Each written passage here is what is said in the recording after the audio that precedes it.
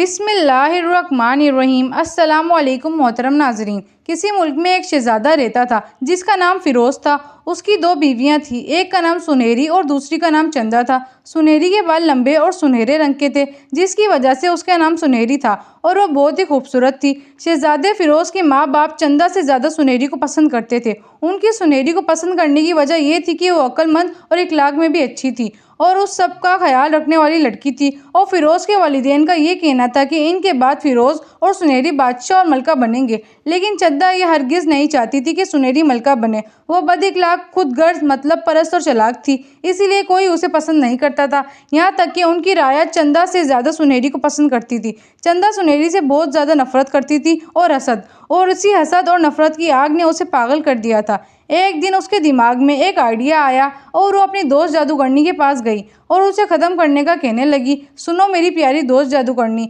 मुझे सुनहरी और बादशाह मलका को ख़त्म करना है, क्या तुम इसमें मेरी मदद करोगी? चंदा ने पूछा, हाँ मैं ज़रूर तुम्हारी मदद करूँगी। ये बताओ पहले किसे मारना है, बादशाह और मलका को? चंदा ने कहा, क्योंकि वो बादशाह और मलका को इसलिए ख़त्म करना चाहती थी, वो हमेशा सुनहरी के ही गुण गाते रहते थे, जिससे वो बेहद तंग आ चुकी थी। जादूगरनी ने उसे एक शरबत की बोतल दी और कहा, इसे बादशाह और मलका के खाने में रोज़ाना 1 चम्मच मिला देना। चंदा ने बिल्कुल ऐसा ही किया और कुछ दिनों में बादशाह और मलका की तबीयत बहुत बिगड़ने लगी। बादशाह और मलका की अचानक तबीयत खराब देखकर सुनहरी और फ़िरोज़ बहुत परेशान हुए।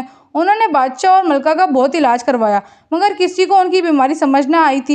ये सब कुछ सुनहरी को बहुत अजीब लग रहा था। बादशाह और मलका की अचानक तबीयत खराब होना और चंदा का इन दिनों बादशाह और मलका की खिदमत करना, इन सब बातों पर गौर करने के बाद कि ये सब चंदा की साजिश है, फिर वो चंदा पर नजर रखने लगी। और एक दिन जब चंदा जादूगरनी के पास गई तो सुनहरी भी चुपके चुपके उसके पीछे पहुंच गई।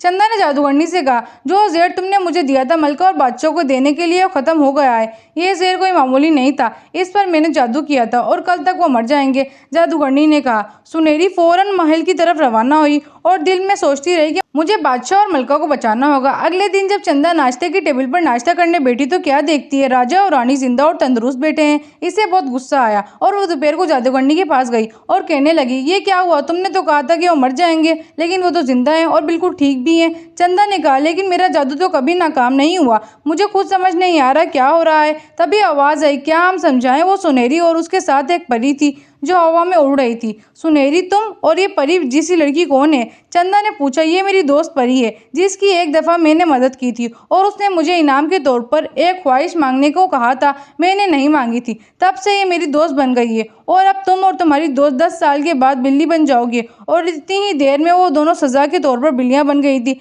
10 साल बाद सुनहरी और फ़िरोज़ बादशाह और मलका बन गए। अब चंदा को उसके किए की सज़ा मिल चुकी थी। अब वो हर एक को हसद और नफरत करने से मना करती थी और लोग अब खुशी खुशी रहते हैं। जी तो मोहतरम नाजरीन, ये थी हमारी आज की कहानी। उम्मीद है आप लोगों को ये कहानी अच्छी लगी होगी। अगर आप लोग चाहते हैं कि इसी तरह की इंटरेस्टिंग कहानी आती रहें तो आप लोग मेरे चैनल को सब्सक्राइब कर दें। वीडियो अच्छी लगी हो तो लाइक, शेयर एंड कॉमेंट ज़रूर कीजिएगा। आज के लिए इतना ही।